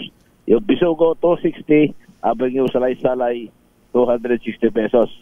Sa gulay na natiling mababa yung presyo, makakabili ka na lang ng 80 pesos sa ampalaya, kalabasa 50, kamatis 100 hanggang 120 pesos. Sa labanos 20 pesos, ang talong 60 hanggang 100, ang luya 180, sibuyas 160, ang bawang 160, sayote naman ay 50 pesos. Sa repolyo may 80 pesos dito yung medyo maliliit na nabalatan, abang yung buong buo na hindi pa nabalatan mula sa pagkakaharvest ay mabibili po ng 100 pesos bawat kilo, abang yung carrots ay natiling 180 bawat kilo. Mataas pa rin yung presyo ng labuyo, nasa 400, yung siling panigang 500, ang siling makopa 450 pesos, yung mga gandang na klase. Sa Pechay Bagyo, mababa, at yung Pechay Tagalog 90 pesos lang, abang yung patatas 120, kalamansi 140 hanggang 160 pesos bawat kilo. Sa presyo ng bigas, mag-umpisa pa rin sa 40 hanggang 80 pesos ang palakit, 80 hanggang 100 pesos bawat kilo. Kaya kung hindi natin ang price monitoring and report, wala pa rin dito sa Port Avenue. Dito pa rin sa Grace Park, Caloocan, Arrest 123. Edwin Duque nagulat sa DZRH, una sa Pilipinas, una sa Pilipinas. Dwayne, ano yung binabanggit mong China chicken? Ano yun? Yung live chicken to, yung Chinese chicken. Ano yung Chinese chicken? Ito yung, akala mo, yung manok na maliliit. Pero itim ang karne. Itim ang karne ito, Kuya Angel. Pero yung balahibo puti. At hindi imported. Hindi naman imported, local din. Ay, hindi siya imported. Okay. Siguro parang breed lang. Balahi na lang. Oo. Balahi. Oo. Pang-breed lang. May mga native na manok na yung buhay, dito sa may makikita mo sa likod ng palengke, dito lahat yung klase ng manok. Pwede ka rin itong magpakatay ko yung gel. 500 yung isa, yung damulaga ang tawag nito, yung medyo nag-uumpisa pa lang na magkaroon ng kompletong balahibo. Meron naman 700 yung pang-inahin. Ito yung mga deliver galing sa iba't ibang lugar na dito pinabagsak. Ito naman galing ng Batangas, galing ng Pampanga. Kung gusto mong makakain ng buhay na buhay sa rewang manok, punta ka lang sa Port Avenue. Papakatay mo, libre na katay, pero medyo mataas yung presyo. Pero ang dami nagbebenta ng labong ng kawayan, ha? Oo, nakita ko, dami, mabenta ang labong. Yan ay mabibili mo sa bungad, pag galing ka ng dito sa may port, mismong port, bago makarating ng PIP. Sa bungad mismo, ito yung mga taga-Pangasinan, Kuya Angel, na karamihan dito, yung mga bilog na talong, panasena sa tawag niyan, saluyot, lahat ng panglutong pakpit o Ilocano, yung mga paninda naman ni tatay at tate. Kapag umaga, tapos babalik ulit ng hapon, dahil karamihan daw suki nila, karamihan Ilocano at mga Bisaya na mahilig sa pakpit. Ayun. Meron naman banda sa kalagitnaan, yung mga chapsoy, mga langgang hiniwa, sige. Lahat makabili mo. Okay. Kuya Jel, back to you, Kuya Jel. Maraming salamat si Edwin Duque. Live po mula po dyan sa Port Avenue Market. Maganda umaga, Pilipinas. Ngayon kasi ay panahon din ng tig-usbong ng ng labong. Kaya maraming nag-harvest ng labong para kasi kinakailangan mo naman talaga i-harvest ang labong. Hindi mo po pwedeng lahat palakihin . Dahil mamamatay din yung kusa yung iba. Meron lamang talaga mga dominant plant, ang dominant shoot ang magta-try. Kung gusto niyo magkaroon ng dagdag na kaalaman tungkol sa pag-aalaga ng kawayan, abay tawagan ho ninyo si Dr. Flor Tesoro. Eksperto ho yan pagdating ho sa bamboo propagation. Malaki ang maitutulong ng dalawang halaman. Ito yung kawayan at hemp sa industriya at agrikultura. Sa katunayan, ang hemp ay maaaring gawing tela, bioplastic, insulation, papel at maging biodegradable na piyesa para sa mga sasakyan. Mayaman din sa protina ang buto ng hemp na mahalaga sa nutrisyon. May pagkakahilintulad ito sa dahon ho ng marijuana. Pero huwag malilito dahil magkaiba po yung dalawa. Kadalasan mas mataas, matulis ang tangkay at kaunti lang mga sangang dahon at sa ibaba mas manipis ang dahon ng hemp kumpara sa marijuana. So hindi ho yan marijuana. No? Anyway, kalimutan na muna natin yan. Hindi naman masyadong kilala dito ang hemp. Ang hemp pero mababa yan sa tetrahydrocannabinol kumpara sa marijuana na may psychoactive effect. Ang kawayan, dito na tayo sa kawayan, mas marami ito. Ang kawayan naman ay maaaring magsilbi bilang plastic, bakal o konkretong gamit sa konstruksyon. Pamalit sa mga bakal at sa plastic. Pareho silang may kakayahang suportahan ang higit sa 50,000 na mga produkto at nakatutulong para mabawasan ang paggamit ng biofuels at nakatutulong ito para sa paggamit natin ng biofuels, maiwasan ang pag-asa natin sa imported na fossil fuel. Nakatutulong din po ito para mapuksan natin ang deforestation. Bukod dito, nagbibigay din ng bagong oportunidad para sa mga magsasaka, lalong-lalo na sa mga developing countries, ang pagtatanim ng kawayan. Alam mo ninyo, isa ito sa pinaka-epektibong paraan sa flood control. Tataka naman tayo sa DPWH. Hindi sinusulong talaga yung bamboo propagation. Gayahin ho ninyo yung ginawa ni Kaador Plato dyan po sa Angat Dam. Dyan po sa watershed ho ng Angat, na ngayon ay tinataniman nila ng iba't ibang uri ng kawayan. Maganda umaga, Pilipinas! At para ho naman sa mga pabalik ng Pilipinas, huwag na tayong magpasalubong na imported na tsokolate. Meron tayong tangerine chocolate. Available po ito sa 0919-095-5935. Sa tulong po ni Dr. Helen Tan, yung po mga planting material ng kakao galing Davao, hinakot po yan, itinanim sa ilalim po ng mga nyugan. Kaya ngayon nagpuproduce po tayo ng dekalidad na kakao beans, pinoprocess para maging tangerine chocolate. May mahigit 10 variants po ang tangerine chocolate na mga raw material ay galing din po sa ani ng ating mga magsasaka. I-check po ninyo sa tangerinechocolate.ph. Ang sabi nga po ni Dr. Helen Tan, sino bang magmamalasakit sa Pilipino kundi ang kapwa Pilipino? Kaya sa bawat tangkilik natin ng tangerine chocolate, pinalalakas natin ang loob ng ating mga magsasaka, pinalalakas natin ang ating lokal na ekonomiya. Tangerine chocolate, 100% gawang lokal but taste and looks global dahil tinulungan po ito ng DTI at ng DUST. Tangerine chocolate, 100% gawang atin. Sana, sabi po ni Dr. Helen Tan, lagi nating tatangkilikin. Tangerine chocolate, 100% gawang Pinoy. Maganda umaga, Pilipinas! 28 na makalipas ang alas 5 na umaga. Ang oras na yan ay hatid sa inyo ng Champion the Third. Umaga, Pilipinas! 34 na makalipas ang alas 5 na umaga. Good morning, Captain Joey. Doon ho sa mga gustong makadali ng 3,000 piso, eto muna ang ating mahiwagang tunog. Nagkakahalaga ngayon ng 3,000 pesos. Mahiwagang tunog!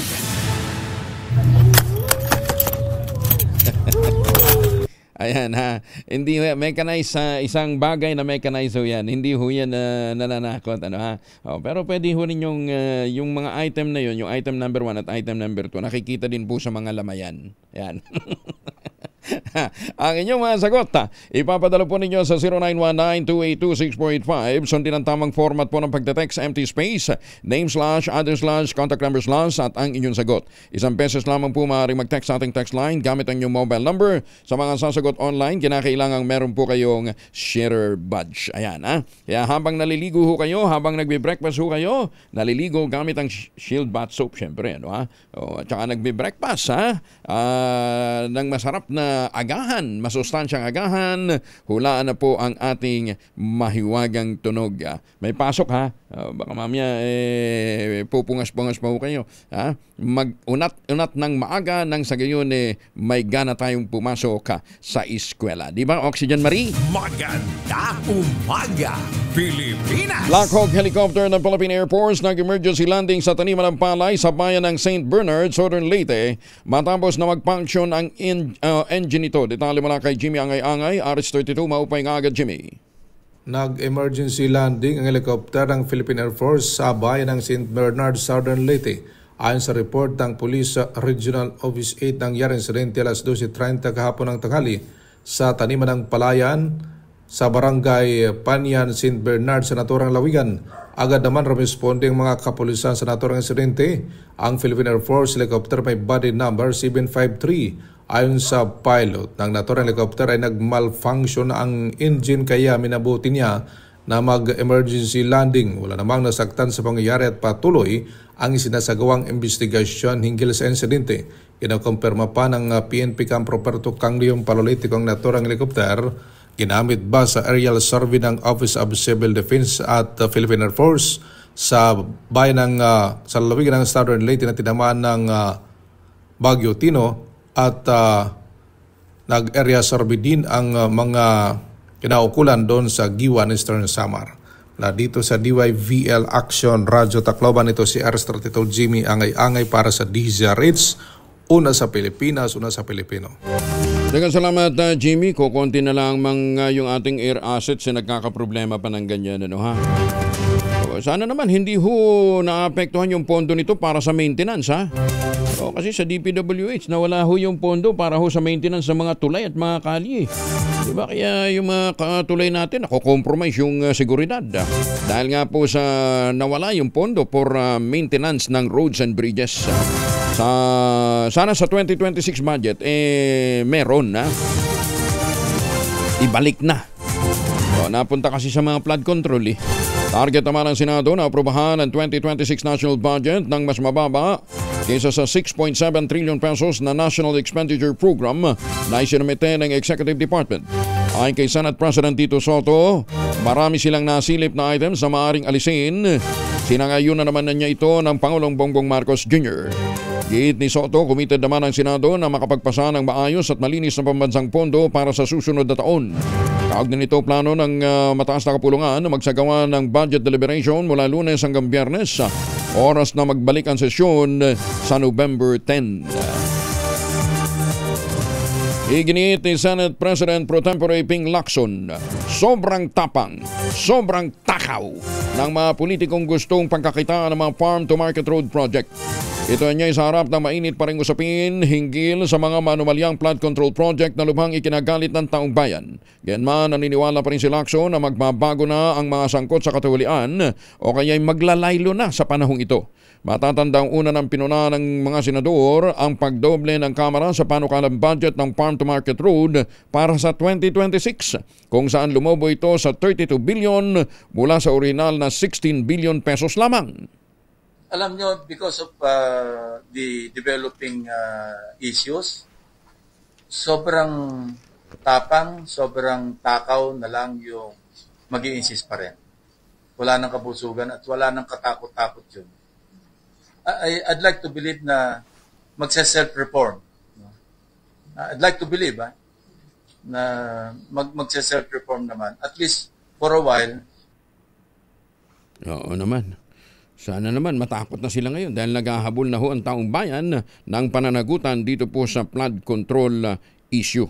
Maganda umaga, Pilipinas! 39 na makalipas ang alas 5 na umaga. Nakapagpiyansa ang 8 pulis ng Eastern Police District Special Operations Unit na sinasabing nagnakaw ng 75 million pesos na cash at mga lahas ng isang Chinese businessman sa Las Piñas City noong Abril. Sa desisyon ng Las Piñas Regional Trial Court Branch 197, si Judge Eric Ismael Sakam sinasabing nabigo ang biktimang si Li Ji na magpatotoo sa korte kaugnay ng alegasyon laban sa mga pulis. At isa pang saksing Chinese national na nagpahina naman sa kaso.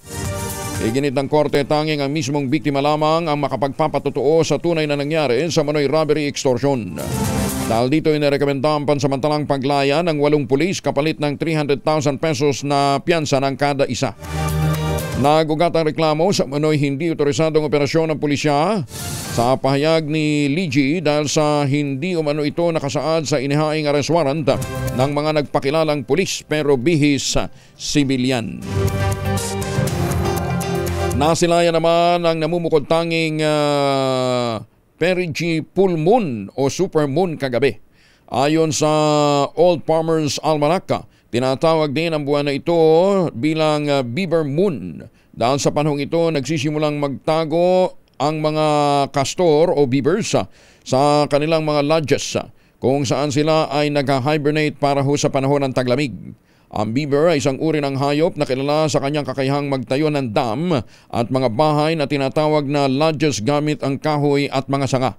Ayon naman sa Pag-asa, distansya ng buwan sa mundo ay umabot ng 356,978.28 kilometers, kaya ito ang pinakamalapit at pinakamalaking full moon ngayong taon.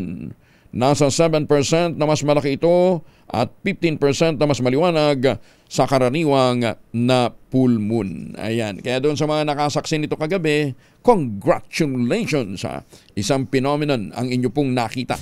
Maganda umaga, Pilipinas!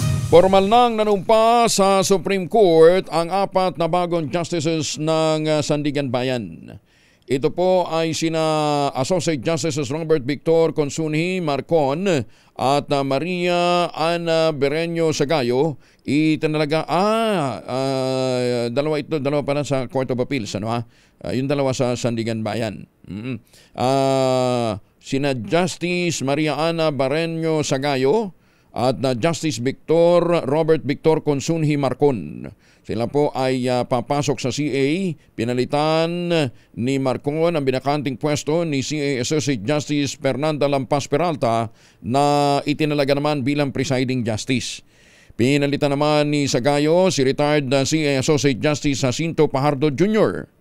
Sa Sandigan Bayan naman itinalaga sina Justice Hans Chester Q. Nocum at Prince Brin Anthony Macasyar de los Santos.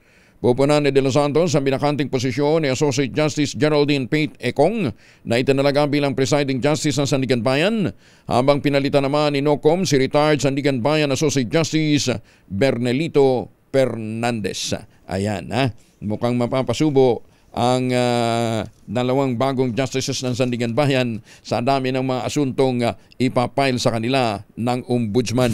Maganda umaga, Pilipinas! Human error ang isa sa mga tinitingnan posibleng dahilan ng pagbagsak ng Philippine Air Force helicopter, yung Super Huey sa Agusan del Sur.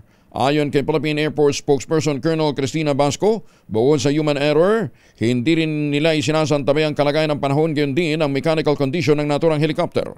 Sinabi ni Basco, standard procedure ng Air Force na suriin ang hangin sa lugar sa pag-take off bago tumuloy sa operasyon. Paliwanag ng opisyal, nagpatuloy ang Super Huey sa rapid damage assessment ng Bagyong Tino dahil kinaya naman ng 5 iba pang air assets ang hangin sa Davao City area kung saan nag-take off ang mga ito. We observe the wind limitations. Ito po mga aircraft po natin, iba-ibang flights po yan. So, meron po yan mga i-observe na factors na wind limitation, allowable takeoff. So, kapag na-determine po na maayos naman po ang sitwasyon na panahon kaya po ng aircraft, we would be able to take off po. So, during that instance, kaya sila. Maganda umaga, Pilipinas! Napamura si Acting Transportation Secretary Jumani Lopez sa natatang kalagayan ng Baclaran Station LRT1. Sa Facebook post ng Department of Transportation, lubhang nadismaya ang kalihim dahil hindi niya PWD at senior citizen friendly ang naturang istasyon. Bukod sa marumi, walang maayos na daanan ng mga pasahero, napaglamang higit na 4 na taon na ring walang supply ng tubig ang palikuran nito. Susme. Nagtataka pa tayo, bakit wala masyadong dayuhan pumupunta sa Pilipinas? Samantalang sa ibang bansa ho, di ba? Punta kayo ng Hong Kong, ayan, pinakamalapit ho sa atin. Yung kanilang mga palikuran sa MTR, naku, pagkagaganda. Kaugnay nito, agad namang pinatutukan ni Secretary Lopez kay Light Rail Transit Authority Administrator Hernando Cabrera ang pagsasaayos ng naturang istasyon bago matapos ang taon. May taga-flash? Hindi, yung pasahero ko. Pwede naman sila kumuha so ititimba ko? Naku po, pansamantala ko magtitimba. Ilang buwan na yung pansamantala? Matagal taon. Ilang taon na pala? Siguro mga 4 years, 5 years. 4 years? Na walang tubig? Ano na years? Sir, water tank lang po. Meron naman tubig. Water tank.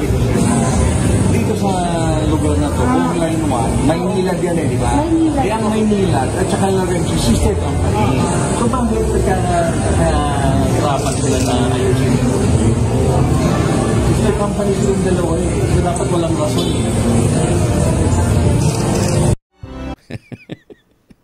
Turuan pa more. Hindi, kasalanan Maynilad. Apat na daw walang tubig. Watch nyo. Tapos gusto pa natin mag-invite ng mga turista. Punta ka sa Pilipinas. Tapos punta ka sa CR. Buti nga ngayon, hindi na ditabo Pero may mga pagkakataon, ditabo pa rin ho yung Bakit? Wala ko kami supply ng tubig Pero in fairness ngayon, nag-i-improve na. Hindi na nagtatabo-tabo. Halos 10,000 tauhan naman ay pakakalat ng Philippine National Police para sa religious rally ng Iglesia ni Cristo sa Rizal Park sa Maynila. Kinumpirma ni PNP spokesperson Brigadier General Randall Tuanyo na kasado na ang naturang pagkilos sa November 16 hanggang 18 bilang pagkalampag ng kapatiran ng Iglesia ni Cristo sa pananagutan sa pamahalaan. Ayon kay Tuanyo, bagamat wala silang namomonitor na anumang banta, otomatiko namang magtataas ng alerto ang hanay ng pambansang pulisya sa mismong araw ng kilos protesta. Tinatayang nasa 300,000 katao ang dadalo rito at maaari pang madagdagan sa panahon ng mismong rally. Nagamat payapa at tahimik yung naging rally nung nakaraan. Ito po mga data na ito at mga figura na nakuha po natin ng mga nakaraan dito. Ito po gagamitin sa paglalatag po ng kanilang security plan. Kaya sinasabi po natin dito, ang initial po na binigay ng NCRPO ay 9,100 plus. Tingin nila po ito ay sapat na para bantayan yung ating mga kababayan na nasasali po sa nasabing rally po. Maganda umaga, Pilipinas! 48 na makalipas ang alas 5 na umaga. Oy, nananakit na ba ang inyong mga kasukasuan? Nagkakaringkel, sumihina na bang kalamnan? Epekto yan ang pagtanda. Ipinakikilala po ang Ultaplex, isang health drink mula po sa mga luwikhan ng Ultabayo, backed by Japanese technology. Ang Ultaplex ay may HCG complex, hydrolyzed marine collagen para sa skin at joints, HMB pampalakas ng muscles, glucosagreen para sa ginhawa ng kasukasuan. Available in coffee with stevia at powder drink mix. Kayang bawiin ng galaw, sigla, ganda kahit nagkakaedad na with proper diet and exercise. Hanapin po ang Ultabayo sa Shopee, Lazada at ultabayo.shop. Ang Ultaplex ay hindi gamot at hindi pwedeng gamiting panggamot sa anumang uri ng sakit. If symptoms persist, consult your doctor. Maganda umaga, Pilipinas! ICI, nanindigang nakabatay sa ebidensya ang case referral laban kay Saldico. Detalye na balita mula kay Giselle Recaport, RH15. Giselle, good morning. Good morning, Kuyang Angel. Nanindigan ng Independent Commission for Infrastructure na nakabatay sa mga ebidensya ang rekomendasyon nilang kasuhan si dating Congressman Saldico ng Ako Bicol. Ayon kay ICI Executive Director Attorney Brian Osaka, lagi nakasalig ang mga rekomendasyon nila sa Ombudsman sa evidence at fact gathering at sa mga testimonya at impormasyon na kanilang nakakalap at natatanggap. Pakinggan natin si Osaka. Just state for the record that as far as the ICI is concerned, whenever we make our referrals, it is based on our evidence gathering. It's based on the facts that we've accepted or probably discovered. And these are, as you've seen in our referrals, it's all there. So we are, in fact, acting on the basis of our investigation, on the basis of the testimonies, and on the basis of the evidence given to us. Una rin rito, sinabi ng legal counsel ni Ko na si Atty. Roy Rondain na unfair o hindi patas ang takbo ng naratibo ngayon sa flood control scandal. Nalilito rin daw siya kung bakit pinasasabi na pa yung kanyang kliyente samantalang isa siya sa mga unang pinagkakasuhan ng komisyon. Pakinggan natin ang abogado. Nalilito ako na may sabi na yung ICI kasi siya yung unang dinamay ng ICI, di ba? Na recommendation sa ombudsman. Yes. Ba't siya pinapasabi na ngayon kung inakusar na siya? Joseph Giselle Report para sa DZRH, una sa Pilipinas, una sa Pilipino. Maraming salamat, Giselle. Samantala, tumanggi si dating Congressman Saldico na umuwi ng Pilipinas upang harapin ang mga reklamong inihain laban sa kanya ng Office of the Ombudsman kaugnay ng manoy irregularidad sa mga proyekto sa flood control. Ayon kay Atty. Rudy Rondain, legal counsel ni Ko, nanganganib umano ang buhay ng dating kongresista kaya't pinayuhan niyang wag na munang umuwi ng bansa. Ginitito na nagpahigan niya si Ko ng pagmamahala para sa kanyang buhay dahil sa dami ng banta sa kanyang buhay na natatanggap pa. Maaari naman na niyang magpaliwanag at depensa ni Ko ang kanyang sarili sa pamamagitan ng kanyang legal counsel. Samantala, itinanggi naman ni Ko ang mga paratang na tumanggap siya ng kickback mula sa mga ghost at substandard projects. Gayon din ang pagmamayari ng mga air assets na konektado sa Misibis Aviation.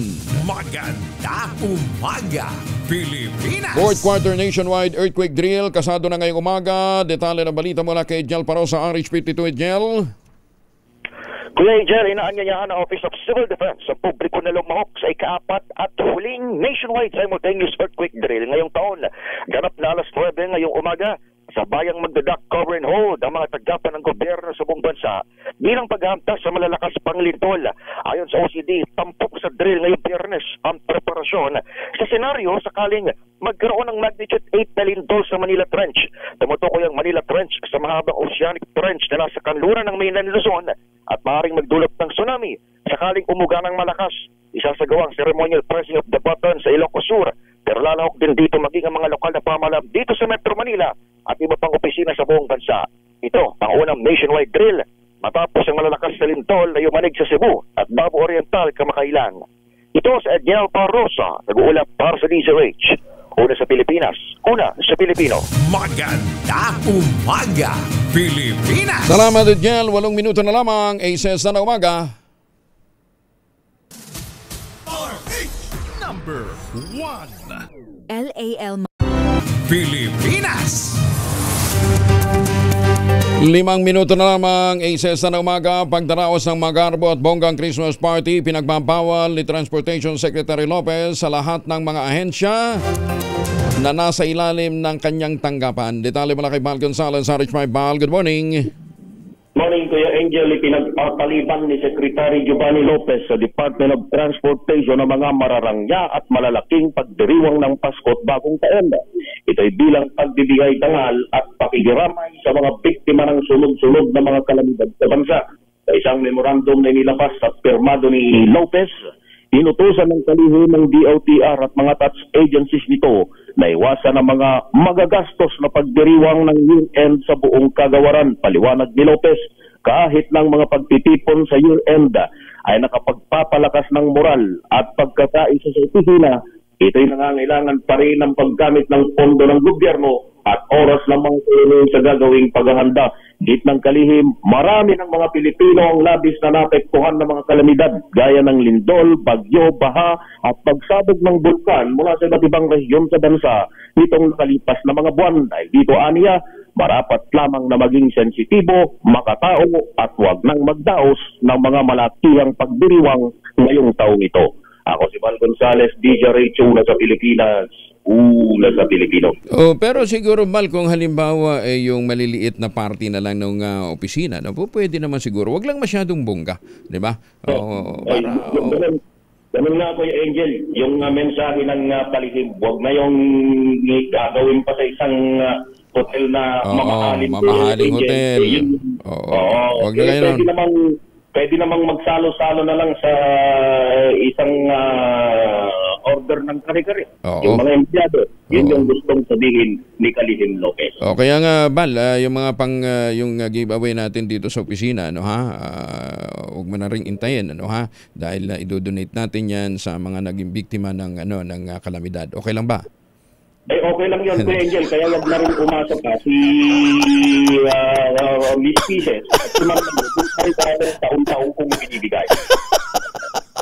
At sa mga inaanak natin, mga inaanak, wag na kayong maghintay ng anumang regalo, ampaw, dahil ibibigay natin sa mga nangangailangan yung mga pang-giveaway natin, ay yung mga pang-regalo, May dadagdag pa ako dyan, Kuya Angel. Ano yan? Yung ko doon sa kaping ibibigay mo. Ano? Ito sa Quezon City, Hindi, humihirit ka. Ano ka mo?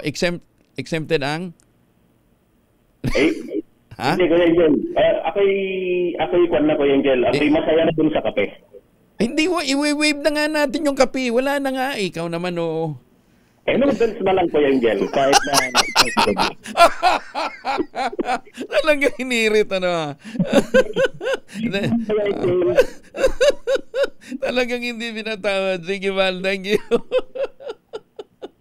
Ayun, kayo naman, sabi na nga, wag nang mag-arbo.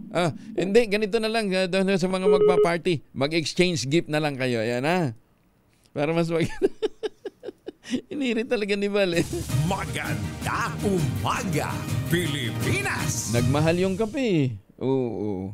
Order na lang tayo ng tig-isang cup ng kape galing sa Tunyings. Di ba?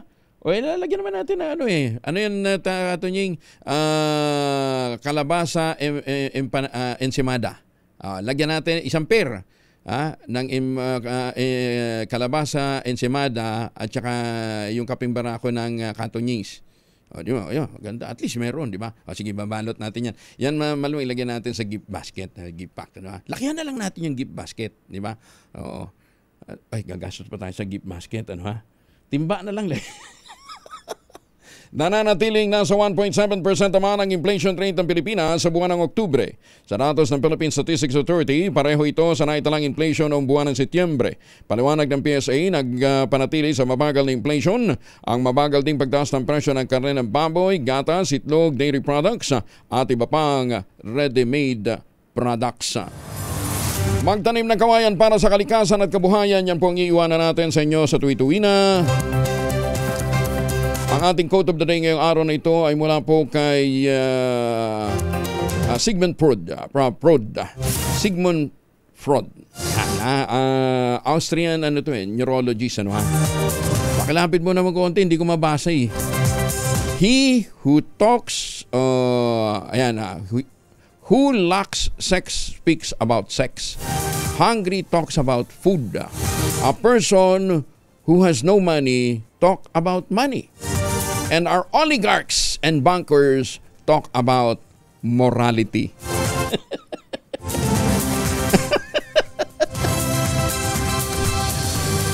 Sino ngayon nagsasabing? Magkaroon tayo ng transparency. Sana'y maging tapat. Sabi ni Sigmund Freud, wala daw kayo niyan. Kaya yung pinag-uusapan niyan. Maganda umaga, Pilipinas! Cases na ng umaga. This time check is brought to you by AC.